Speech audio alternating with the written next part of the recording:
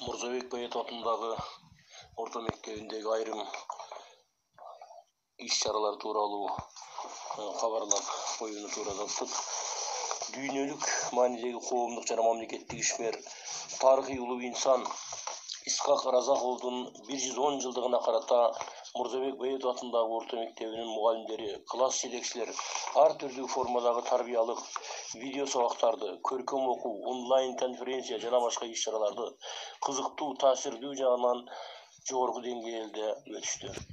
Тарых мугалими Каримов Жугушбай тарабынан өткөрүлгөн Исхак Разаковду окуп үйрөнүү боюнча суроо жоопторго Исхак атага кат деген дил баян, урпактарыңдын кесирин кечир Исхак ата деген темада ой толгоолорго окуучулар активдүү катышты.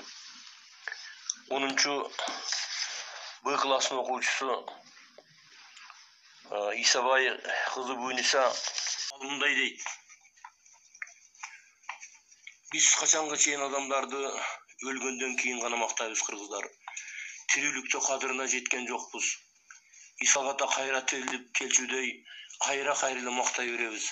Мактаган менен болобу? Бизге Исхак атадай чыныгы өзүнүн ички дүйнөсү менен таза адамга биз суусап турабыз деген сөздөрдү айткан. Ал эми 11-класстын окуучусу Абдимомун уулу Абдиманап өзүнүн ой толгоосунда мындай дейт: улуу акын Байтемировдун айткандарын эскерүүсүн мындай деп келтирет. Кыргызга Кудай тарабынан 2 кут түштү. Биринчи кут Жусуп Абдурахманов болуп түштү. Аны биз кармай албай репрессиялап сөөгү Атабейтте калды. Ал эми экинчи жолку кут кыргызга Исхак Разаков болуп түштү. Аны дагы биз кармай алган жокпуз. Аны сактаган жокпуз.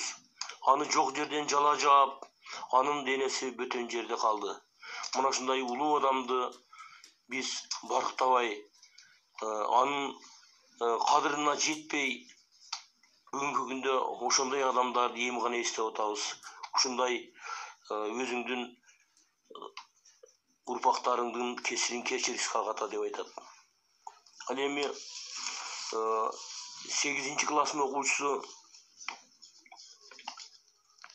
Мираида Каимова ал өзүнүн Исхак атага кат деген дил баянында бир кылымда бир жаралган улуу атабыз Исхак, сизге миң мирде таазим кылабыз. Эгерде азыр сиз тирүү болгонуңузда биздин кыргыз эли сиздей улуу адамга, сиздей таза адамга чаңкап турган биз үчүн эң зарыл керектүү адам элеңиз деп өзүнүн Исхак атага арналган өзүнүн дил баян жазат. Ал эми мына ушул 3 окуучу тең Исабай кызы Буйниса, Абдимомун уулу Абдиманап жана Каимова Мираида өздөрүнүн ой өрүштөрүнүн бийик экендигин көрсөтүп, үчөө тең 1-чи орунга татыктуу болуп, албетте алар ардак, грамота жана акчалай сыйлыктын жеңүүчүсү болушту.